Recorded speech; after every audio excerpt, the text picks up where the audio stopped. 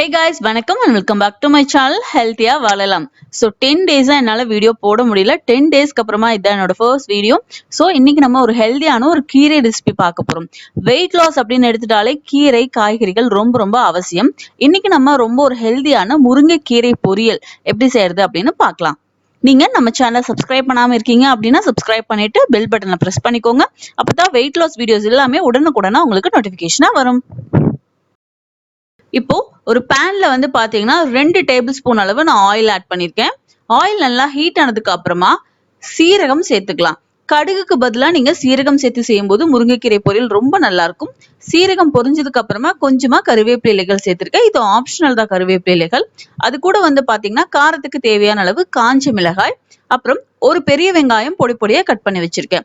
கீரைகள் எல்லாம் நம்ம செய்யும் போது எப்பவுமே பச்சை மிளகாய் சேர்க்கறதுக்கு பதிலா காஞ்ச மிளகாய் நீங்க சேர்த்தீங்கன்னா, நீங்க குழந்தைகளுக்கு கொடுக்குறீங்க அப்படின்னாலும் அந்த மிளகாய் வந்து பாத்தீங்கன்னா நல்ல வேரியேஷன்ஸ் தெரியும். முருங்கைக்கீரைக்கு இது போல காஞ்ச மிளகாய் நீங்க சேர்த்து செஞ்சீங்கன்னா சுவையும் ரொம்ப நல்லா இருக்கும். இப்போ இதெல்லாம் நல்லா ஃப்ரை ஆனதுக்கு அப்புறமா நான் நல்லா ஒரு 2 கை அளவு முருங்கைக்கீரையை பறிச்சு நல்லா கிளீன் பண்ணி எடுத்து வச்சிருக்கேன். அது கீரையை நல்லா தண்ணியில அலசிட்டு அதுக்கப்புறமா தண்ணியை சுத்தமா வடிச்சிட்டு இப்ப நம்ம கீரையை இது கூட ஆட் பண்ணிக்கலாம். கீரை நல்லா வணங்கட்டும். கீரை வணங்குறதுக்கு வந்து பாத்தீங்கன்னா தண்ணீர் எல்லாம் எதுவும் சேர்க்க தேவையில்லை, அதுலயே தண்ணி இருக்கும். நல்லா வணங்குனதுக்கு அப்புறமா இதுல கொஞ்சமா 1/4 டீஸ்பூன் அளவு மஞ்சள் தூள் நான் சேர்த்திருக்கேன்.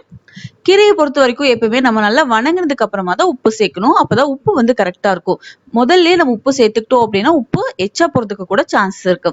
இப்ப வந்து பாத்தீங்கன்னா ஒரு 1/2 டம்ளர் அளவு மட்டும் நான் தண்ணீர் சேர்த்துக்கிறேன். கீரைக்கு வந்து அதிகமா நம்ம தண்ணி சேர்க்கணும் அப்படிங்கிற அவசியம் இல்லை. இப்ப பாருங்க இது நல்லா வெந்துருச்சு. நம்ம காஞ்சி மிளகாய் சேர்த்திருக்கோம். உங்களுக்கு தேவைப்பட்டா மட்டும் நீங்க கொஞ்சமா மிளகாய் தூள் சேர்த்துக்கலாம். இப்போ அடுப்பை ஆஃப் பண்ணிட்டு துருவி வச்சிருக்க தேங்காய் வந்து பாத்தீங்கன்னா ஒரு 2ல இருந்து 3 டேபிள் ஸ்பூன் அளவு நான் ஆட் பண்ணிக்கிறேன். தேங்காய் வந்து முடிஞ்ச வரைக்கும் பச்சையா சாப்பிடுறது உடம்புக்கு வந்து ரொம்ப நல்லது.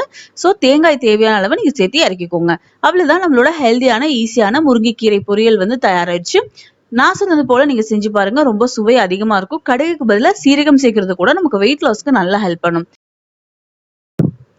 இந்த ரெசிபி உங்களுக்கு பிடிச்சிருந்தா கண்டிப்பா ஒரு லைக் கொடுங்க. இந்த வீடியோக்கு உங்க ஃப்ரெண்ட்ஸ் ரிலேட்டிவ்க்கு ஷேர் பண்ணுங்க.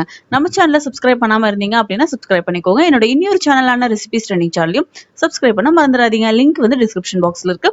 மேலும் சூப்பரான ஹெல்தியான வெயிட் லாஸ் ரெசிபியோட நான் உங்களை சந்திக்கிறேன். Take care, bye bye.